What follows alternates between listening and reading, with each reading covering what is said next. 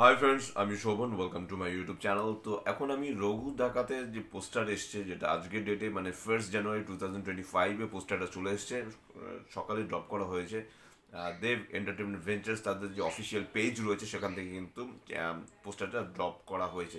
তা কেমন হলো রঘু ডাকাতের পোস্টারটা? এক কথায় কিন্তু অসাধারণ, এবং দেবের যে লুক, সেই লুকটা কিন্তু দুর্দান্তভাবে কিন্তু এখানে রিভিল করা হয়েছে। দেবের মানে মুখটা ঢাকা, শুধু তার চোখ দুটো জল জল করছে, এবং একটা আগুনের একটা হলকা একটা পাশ থেকে এরকম জ্বলছে, সেটা পোস্টার মধ্যে দেখা যাচ্ছে। আবির টাইপের কিছু একটা ছিটকে এসে তার মুখে লেগে রয়েছে, এবং তার কপালে লাল টাইপের একটা তিলক রয়েছে, এবং দেবের চোখ দুটো জল জল করে জ্বলছে। একজন ডাকাত সর্দার সে, সেটা বোঝাই যাচ্ছে তার মানে পোস্টারটা দেখে। এবং রঘু ডাকাতের যে ফার্স্ট যে পোস্টারটা রিভিল করা হয়েছিল বেশ কিছুদিন আগে, যেটা রঘু ডাকাত একটা পাহাড়ের মতো চূড়ায় একটা অন্য একটা জায়গায়, উঁচু একটা জায়গায় সে দাঁড়িয়ে রয়েছে, মানে তার পেছনের দিকটা দেখা যাচ্ছে যে তার এক হাতে এরকম একটা মানে কোপানোর মতো এমন কিছু একটা, ঠিক সোর্ড বলবো না, যে কুপিয়ে মানে মুন্ডু নামিয়ে দেওয়ার মতো এমন কিছু একটা, এবং এক হাতে মশাল টাইপের রয়েছে। তাই এটা, এই মুভিটা ধ্রুব ব্যানার্জির সাথে ডিরেকশনে, মানে ডিরেক্টর ধ্রুব ব্যানার্জি, সেরকমই কথা হয়েছে। 2021 সাল থেকে কিন্তু কাজটা কিন্তু পোস্টপোন হয়ে আছে। তো 2025 সালে পুজোতে কিন্তু এই মুভিটা আসছে, রঘু ডাকাত আসছে। এখন অবধি ডেট অ্যানাউন্সমেন্ট করা হয়নি যে এক্স্যাক্টলি কবে রঘু ডাকাত আসছে, কিন্তু এতটুকু বোঝাই যাচ্ছে রঘু ডাকাত যখন পুজো 2025-এ আসবে, তখন আর যে বেশ কিছু মুভি ওই সময় রিলিজ হবে, সেই মুভিগুলো কিন্তু বেশ বেশ চাপে পড়ে যাবে। তা কেমন হবে রঘু ডাকাত সেটা এখনই বোঝা যাচ্ছে না, কিন্তু এতটুকু জানা যাচ্ছে যে রঘু ডাকাতের যে বাজেট, সেটা কিন্তু খাদানের বাজেট ছিল 6 কোটি টাকার মতো। 6 কোটি টাকার থেকেও বেশি বাজেটে কিন্তু রঘু ডাকাত হতে চলেছে, এবং রঘু ডাকাতের শুটিংও অলমোস্ট বোধহয় স্টার্ট হয়ে গেছে। আমি পুরোপুরি না জেনে আমি কখনো কোনো ভিডিও বানাই না, আপনারা সবাই জানেন যারা শোভনস রিভিউ ফলো করেন, যদিও খুব কম সংখ্যক লোক আমার এই চ্যানেলটা ফলো করেন। তো যাই হোক, সেটা সম্পূর্ণ তাদের ব্যাপার। আমি তো কাউকে ফোর্স ফিডের মতো খাইয়ে দিতে পারি না যে আমার ভিডিওটাই আপনারা দেখুন। যাদের কাছে নোটিফিকেশন যায় তারা দেখে, বা যারা আমার চ্যানেল ফলো করে, বা যারা ক্লোজ, বা যারা আমার সাবস্ক্রাইবার্স বন্ধু, তারাই হয়তো বা মাঝে মাঝে দেখে থাকেন। এবং সত্যি কথা বলতে আমার কোথাও গিয়ে মনে হচ্ছে যে আমার ওয়েস্ট বেঙ্গলের দর্শকের থেকে আমার বাংলাদেশের দর্শক, তারা কিন্তু আমার এই শোভন সিভিউ চ্যানেলটাকে অনেক বেশি সাপোর্ট করে। আমি যদি অ্যানালিটিক্যাল ভিডিও গিয়ে যদি আমি আমার পুরো ভিডিওর অ্যানালিসিস দেখি, সেখানে কিন্তু দেখা যায় যে বাংলাদেশের অডিয়েন্স কোথাও গিয়ে অনেকটাই যেন বেশি যেন আমাকে ওয়েস্ট বেঙ্গলের দর্শকের থেকে বেশি আমাকে সাপোর্ট করছে। তো যাই হোক, সেটা সম্পূর্ণ তাদের ব্যাপার।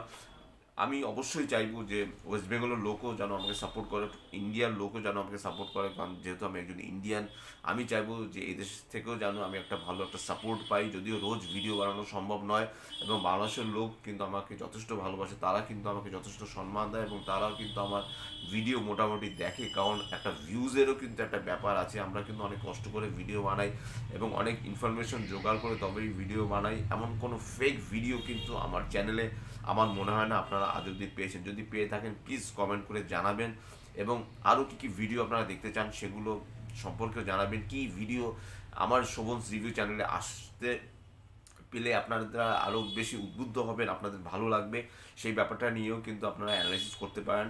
আজকে চেষ্টা করব লাইভে আসার, খাদান নিয়ে বেশ কিছু কথা বলার চেষ্টা করব। আর কয়েক ঘন্টা পর লাইভে এসে খাদান নিয়ে কিছু বলার। 1 জানুয়ারি 2025-এ এরকমই একটা ইচ্ছে রয়েছে। তাই আমার বেশ কিছু ঘরোয়া কাজ রয়েছে, সেই কাজগুলো শেষ করে আমি হয়তোবা খুব সম্ভবত 8টা নাগাদ হয়তোবা লাইভে এলেও আসতে পারি। তো যাই হোক, আমি আবার যদি পোস্টারে ফিরে আসি, পোস্টারটা কিন্তু আবারও বলছি দুর্দান্ত রকমের একটা পোস্টার হয়েছে।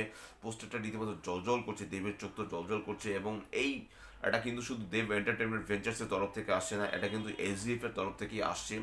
এসবিএফ এবং দেব এন্টারটেনমেন্ট ভেঞ্চার্স দুটো প্রোডাকশন হাউসের কোলাবোরেশনেই কিন্তু পুজো 2025-এ আসতে চলেছে রঘু ডাকাত, এবং এটা কিন্তু দুর্দান্ত রকমের কালেকশন করবে, কারণ দেব কিন্তু এখন বক্স অফিসের রাজা।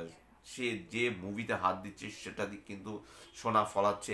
মানে অলরেডি গতকাল আমার ভিডিও কজন দেখেছেন আমি জানি না, যে খাদান নিয়ে আমি একটা ভিডিও বানিয়েছিলাম 11 দিনে কিন্তু 10 কোটি টাকা প্লাস কিন্তু খাদান অলরেডি কালেকশন এনে দিয়েছে। তা এবার কিন্তু রঘু ডাকাতের পালা। রঘু ডাকাত কি সেটা পারবে? নিশ্চয়ই পারবে, কারণ পুজোর সময় কিন্তু মানুষ মুভি দেখতে বেশি ভালোবাসে এবং সেটা একটা ফেস্টিভ্যাল, একটা টাইম, 4-5 দিন ধরে টাইম, অনেক দিন ধরে একটা বেশ লম্বা দিন ধরে কিন্তু রঘু ডাকাত খেলবে সেটা বোঝাই যাচ্ছে। ওই সময় হয়তো অনেক মুভি আসছে, বনির এবং অপরাজিতা আড্ডর বানজারা টাইপের, বানজারা, সরি বানজারা, ওরকম একটা মুভি আসছে, আরও মুভি আসছে, সৃজিত মুখার্জির হয়তো বা কোনো মুভি আসতে পারে, বা 3-4টে মুভিতে প্রতি বছরই মোটামুটি লেগেই থাকে।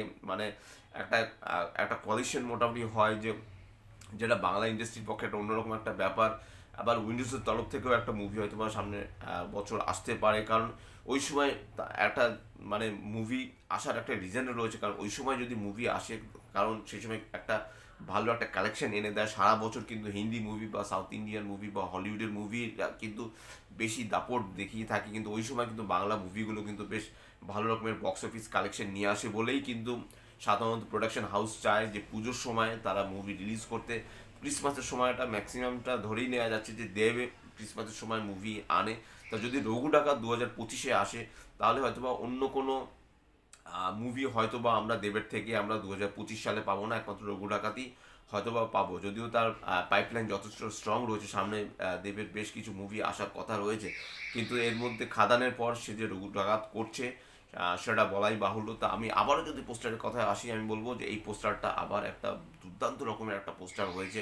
ফার্স্ট যে পোস্টারটা আনা হয়েছিল রঘু ডাকাতের, সেটা তো বেশ ভালো, এবং অ্যাজ এ ডিরেক্টর হিসেবে ধ্রুব ব্যানার্জি বেশ ভালো। ধ্রুব ব্যানার্জি কিন্তু এর আগে গোলন্দাজের মতো কিন্তু একটা দুর্দান্ত রকমের একটা মুভি বানিয়ে সাড়া ফেলে দিয়েছিলেন, এবং তখনও সেটা বক্স অফিস কালেকশন কিন্তু খুব ভালো ছিল। যথেষ্ট একটা ভালো একটা মুভি ছিল গোলন্দাজের, এবং দেব কিন্তু যথেষ্ট ভালো প্রমোশন করে। দেব এন্টারটেনমেন্ট ভেঞ্চার্স, তারা প্রোডাকশন হাউস থেকে খুব ভালো মতো কিন্তু তারা প্রোডাকশনটাকে দেখে, প্রি প্রোডাকশন পোস্ট প্রোডাকশন খুব ভালো মতো কিন্তু হ্যান্ডেল করে। আর তার সাথে সাথে বাংলার 1 নম্বর প্রোডাকশন হাউস এসডিএফ তো রয়েছে। কাজেই রঘু ডাকাত আবার এটা পরে ওটিটি প্ল্যাটফর্মে হইচইতেও আপনারা নিশ্চয়ই দেখতে পাবেন, সেটা তো পরের ব্যাপার। তো এখনও রঘু ডাকাতের শুটিং তো প্রচুর বাকি রয়েছে, এবং যেহেতু সেপ্টেম্বরে পুজো, 2025 সেপ্টেম্বরে পুজো, এখনও 8-9 মাস হাতে রয়েছে, এবং রঘু ডাকাত নিয়ে আমরা প্রচণ্ড এক্সাইটেড যে খাদানের পর রঘু ডাকাত কীরকম একটা বক্স অফিস কালেকশন নিয়ে আসে। তো সব মিলিয়ে কিন্তু আশা করব যে রঘু ডাকাত একটা ভালো একটা বিজনেস করবে, এটাই চাই। এবং দেব, সে হলো মানে মাস মুভির মহারাজ। আশা করব যে দেবদা তুমি আরও অনেক দুর্দান্ত দুর্দান্ত মুভি নিয়ে আসো আমাদের, আমরা দেখাও, আমরা সেটা সেলিব্রেট করি। এবং রঘু ডাকাত কিন্তু সত্যিকার অর্থে দুর্দান্ত একটা মুভি আসতে চলেছে, এবং এটা খুব সম্ভবত based on a true story. অতএব সেদিক থেকেও যদি আমরা বিচার করি যে অন্য রকমের একটা মুভি আসতে চলেছে, যে এই মুভিটা কিন্তু অন্য অন্য মুভির থেকে সম্পূর্ণ আলাদা। তাই এটাই ছিল আমার রঘু ডাকাতের পোস্টার রিয়াকশন। যদি আমার চ্যানেলটা আপনাদের ভালো লেগে থাকে, লাইক, শেয়ার, কমেন্ট এবং সাবস্ক্রাইব করতে ভুলবেন আমার চ্যানেলকে। ইনস্টাগ্রামের লিঙ্ক, ফেসবুকের লিঙ্ক এবং ইউটিউবের লিঙ্ক আমার ডিসক্রিপশন বক্সে দিয়ে দেওয়া রয়েছে, সেখান থেকেও আপনারা আমাকে কানেক্ট করতে পারেন। Stay tuned. এবং এটাই ছিল 2025-এর আমার ফার্স্ট ভিডিও। দেখা যাক 2025-এ আমি আপনাদের কতটা কি বিনোদন দিতে পারি শোভন স্টুডিওর তরফ থেকে। অবশ্যই আপনাদের happy new year. Stay tuned, দাদা।